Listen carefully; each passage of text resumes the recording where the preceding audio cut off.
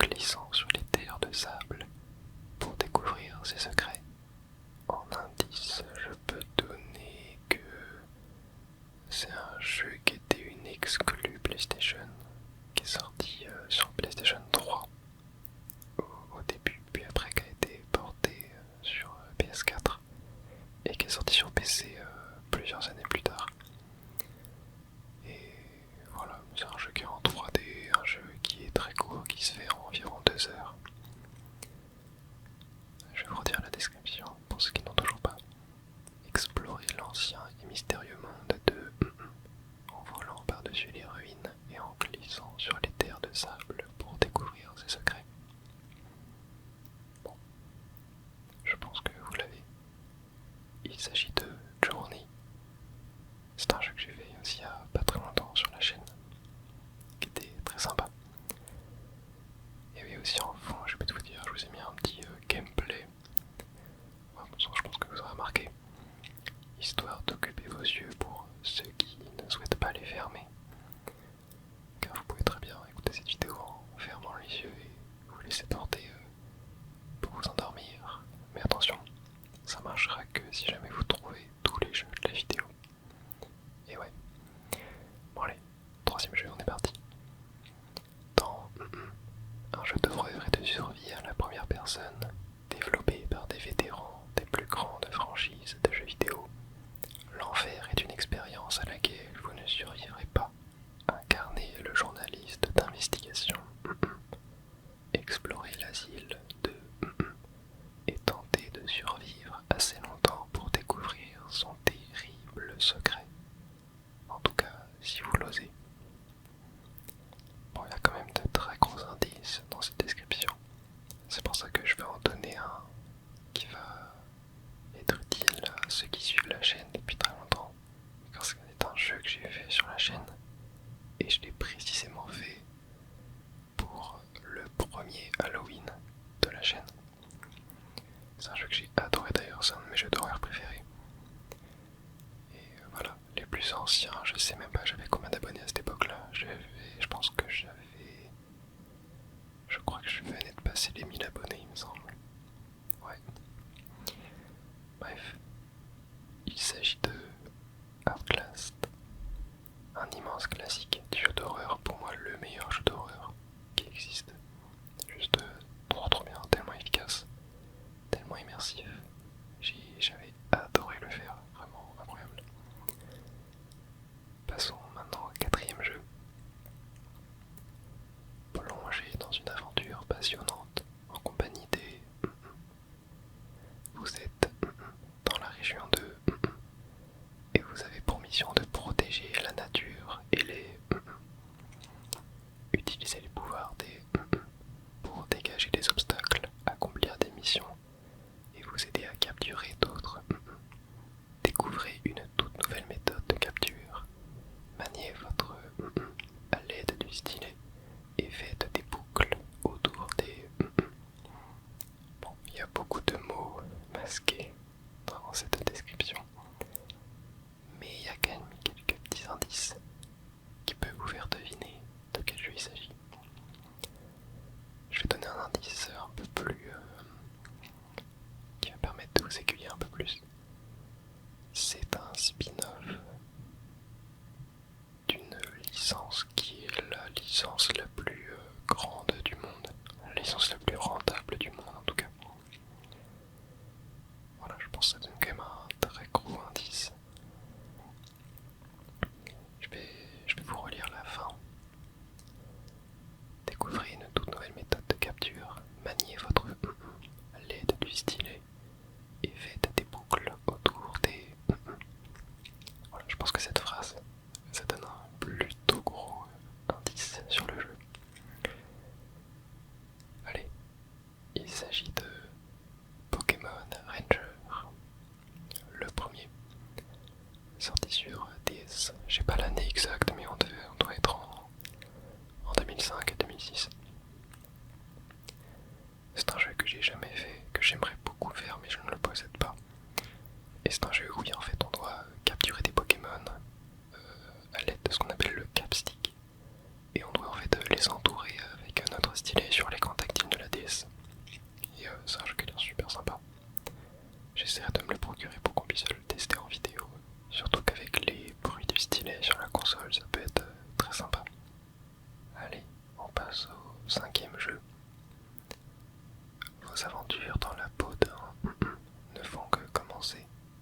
Avec vos nouveaux amis, lancez-vous dans une quête épique par-delà le temps et l'ombre.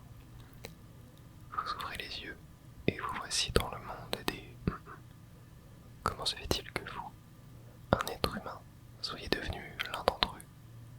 Pour trouver la réponse, partez en exploration avec le venu à votre secours. Préparez-vous à passer à l'action. Alors, bon, très facile je pense cette description. Il y a beaucoup d'indices. Qu'est-ce que je peux donner comme indice? Un indice qui soit un peu compliqué, parce que là c'est déjà pas mal simple.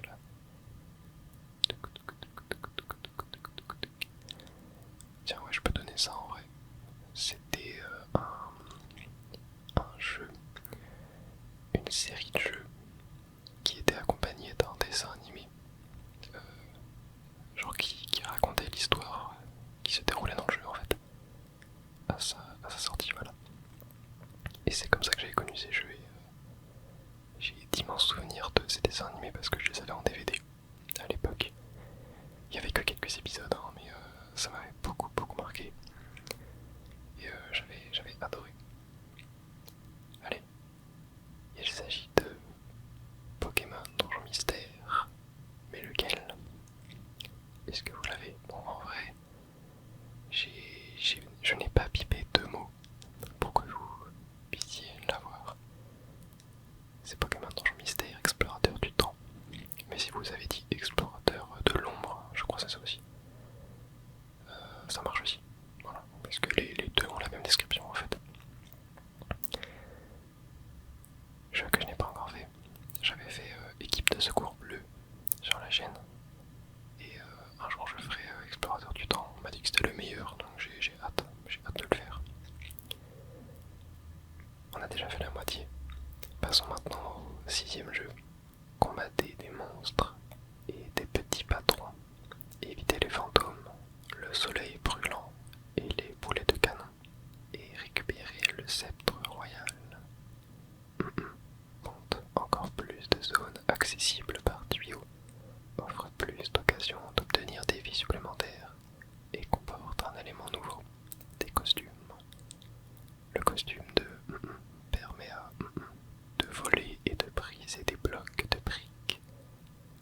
Le costume de grenouille, lui, permet de nager plus vite que les poissons meurtriers. Jouer à des rondes en prime de style. Jouer à des mondes en prime de style jeu télévisé. Faites une pause et recommencez où vous aviez laissé. Est tout aussi amusant que vous y jouiez seul ou avec un ami. Bon, la description est un petit peu bizarre. Je pense qu'à l'époque, il l'avait littéralement traduite de l'anglais sans chercher à comprendre. Ça m'a fait bien rire quand j'ai vu ça. Bon, je vous ai donné un petit indice en disant à l'époque. Ouais, c'est un assez vieux jeu. Et je peux donner comme indice. Je peux dire que c'est le 3e opus d'une licence. Et que les 3 opus sont sortis sur la même console. Voilà. Je pense que c'est un indice ni trop simple ni trop compliqué, je sais pas. Mais bref, peut-être que vous l'avez, peut-être que vous ne l'avez pas. En vrai, la description parle beaucoup de choses qui sont dans le jeu, mais qui sont vraiment secondaires dans le jeu. Tu vois, genre récupérer le sceptre royal. Personnellement, je ne savais même pas qu'il y avait ça dans le jeu. Même si c'est parce que c'est vraiment secondaire l'histoire. Bref, il s'agit de Super Mario Bros 3, sorti sur NES à l'époque, il y a plus de 30 ans, j'ai pas l'année exacte, mais ça doit être peut-être en 90, 89, je sais pas. Et ouais, genre pareil, il y avait le truc de jeu télévisé, tu vois. Genre c'est juste qu'au début ça s'ouvre sur un rideau, etc. Comme si on était au théâtre, un truc comme ça, je pense que c'est par rapport à ça.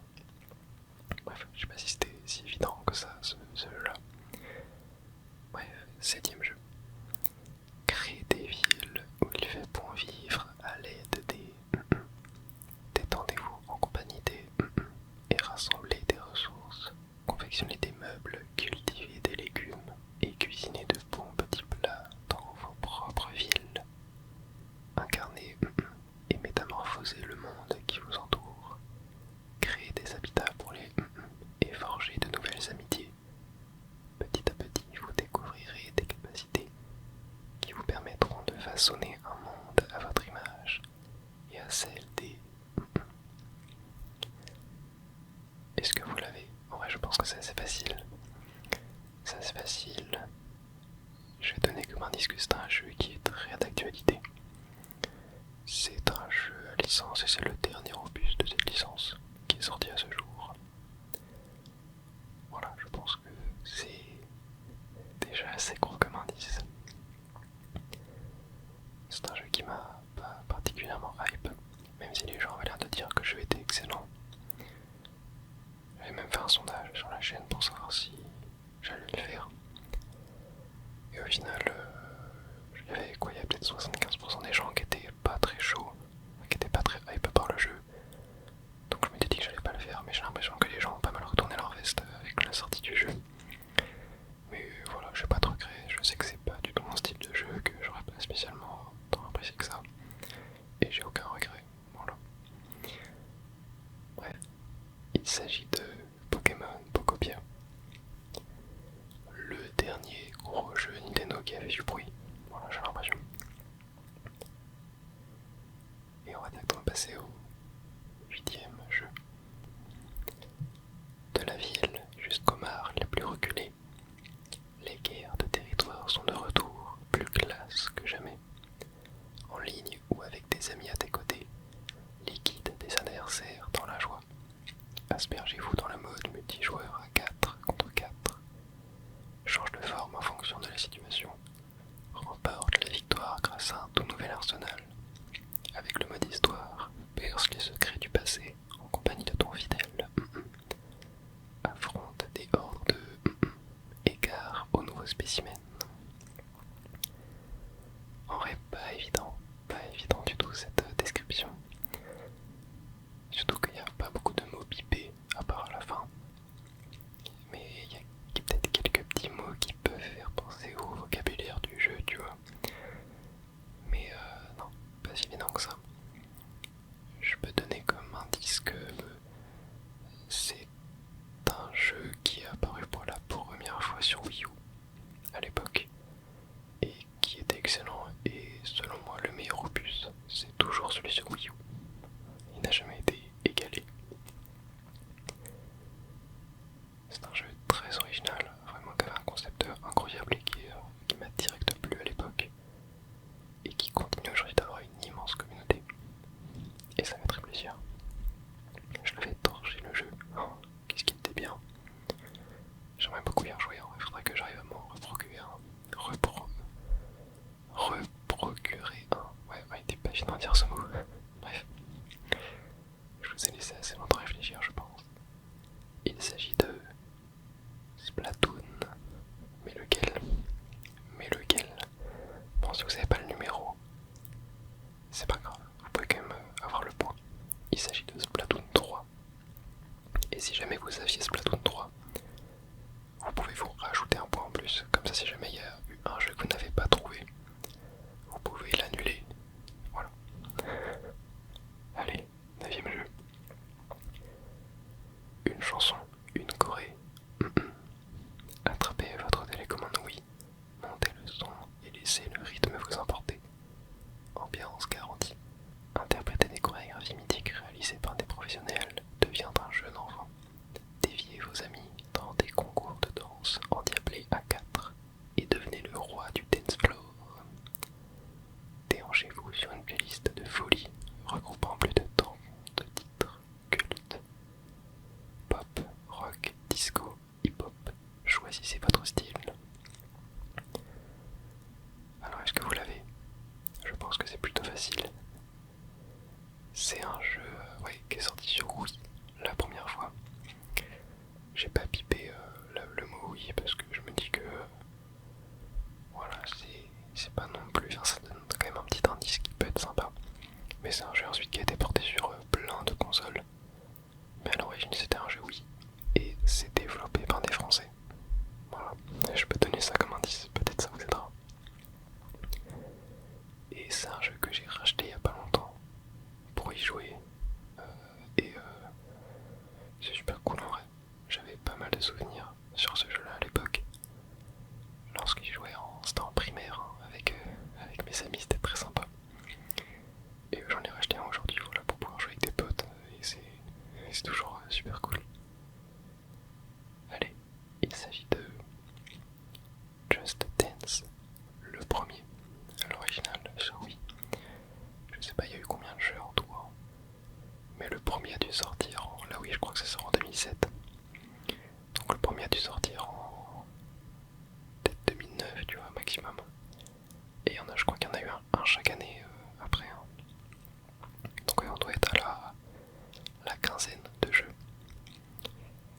bref, bon celui-là c'est simple, je pense que vous l'avez eu. Et on part sur le dernier jeu. C'est le jeu avec la description la plus longue de toute la vidéo. Et il y aura pas mal de mots pipés. Sorti d'un long sommeil cryogénique, émerge dans la métropole occupée de le rejoint pour mener un mouvement de résistance désespéré afin de renverser l'oppression.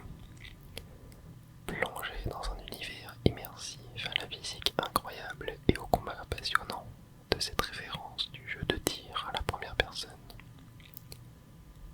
La guerre des est perdue, la Terre s'est rendue. L'incident de n'est plus qu'un lointain souvenir. Vous incarnez une nouvelle fois un scientifique vivant sur une Terre infestée d'extraterrestres et vidée de ses ressources et de sa population. Se retrouve dans l'obligation peu enviable de sauver le monde en réparant le mal qu'il a libéré à un grand nombre de personnes qui lui sont chères comptent sur lui.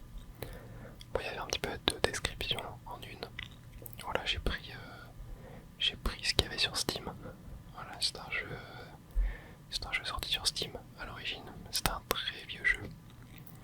Un très vieux jeu qui est un classique, qui est un bijou de game design, de level design, qui est un pionnier du FPS, qui est un pionnier du jeu vidéo sur PC tout simplement.